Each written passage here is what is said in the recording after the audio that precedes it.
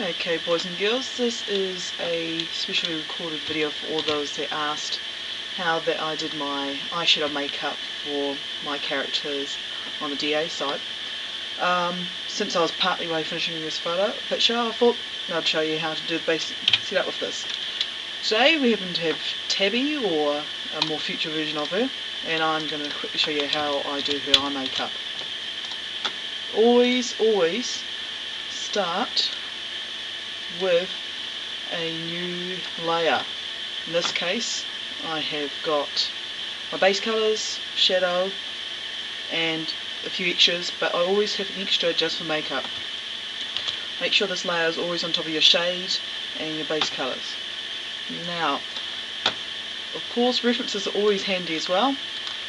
In this case, grabbing a few screenshots just to get the right colour on. Luckily, Tabby is one of the few characters in Evolution that does wear makeup normally, so you don't have to kind of second guess what colour she'd wear.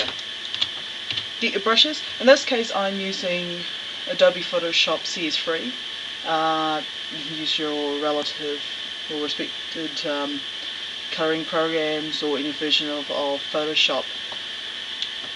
With your brushes, using a soft brush, doesn't matter what size, it all depends on what size picture you're working on, but in this case it's 35, soft edges, and I'm using a 10% hardness or flow on this case.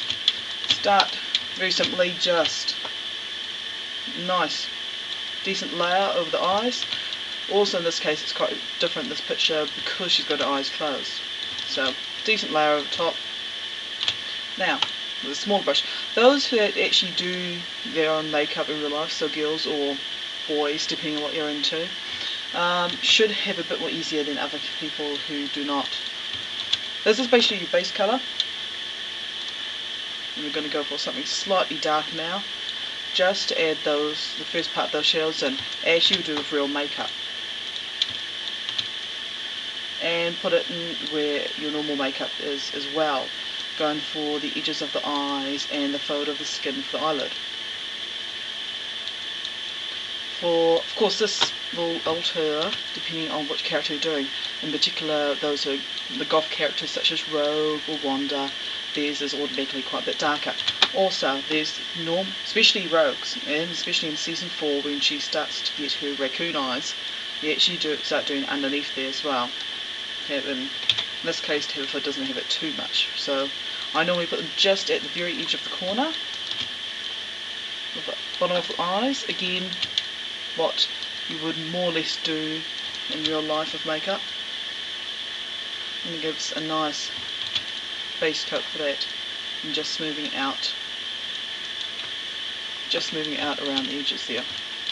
Now I always do this, I do a black layer, changing it down to a 5% because black is a very strong colour, and you only want slight highlights depending on how much my very poor web camera is actually showing you. You just want it to emphasise the shadow of the eyes.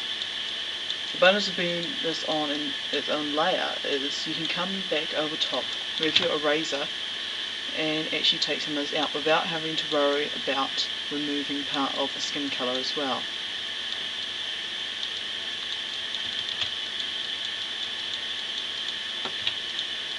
And it's just a matter of touching up, switching between the colours, what looks better, a bit lighter, a bit darker, whatnot. What you can also do is take the actual skin tone itself and just act as a very light highlight, which again you also get in makeup, and just adding a slight highlight there. Take a couple steps back just to see what it looks like, 50%, and coming close at 100%, not too bad. Again, Tabby's makeup isn't too dark compared to such as Rogue, or especially Rogue. Now when you're more or less finished, in this case I'm using the blur tool, I always keep mine at approximately 100% in strength, and I'm going for maybe decent size here. And this just helps smooth it out a bit more. There's also a technique I always use when I'm doing my hair colouring, because as I've noticed, or at least what I keep to myself, is that the hair colouring in Evolution doesn't seem to be overly strong compared to the cell shading that is done on the skin, which has got much more smoother highlights and shade. So I just to kind of line up a bit. With your eraser, at the moment I've got it 100% just because I want to do a bit of clean up first. Taking off the white areas, only so it's on the skin. Also above the brow. You normally don't wear your makeup above the brow. So yeah, in this case I'm actually just taking it off the sides as well and a bit lower. The eye will clean up in a second. Again, from the top of the brow, down here a bit under here, and off the actual hair. Now you bring in your blur tool again and just smooth out some of those eraser bits that I took off earlier, just to blend into the skin nice and look like there's no actual hard edge. Oops. There we go. And then just again stepping back, seeing if it looks okay. Bring it back up close.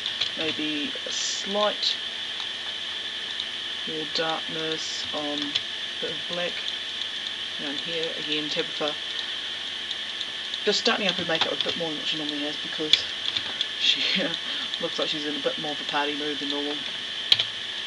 And again, just a bit of a blur, smooth everything in. Watch out, this you have to watch out, if you do your blur too close to a line you can end up with it actually worse rather than smoothing in. And of course,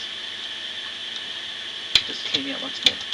If it does turn out to be too dark, or if you completely stuff up the process, as always, because it's on a separate layer, then come in and do this and start again. Or if it is just slightly too dark, go up to your percentages, take it down to maybe 5 or 10%, and just come in and slowly take some of your colouring away.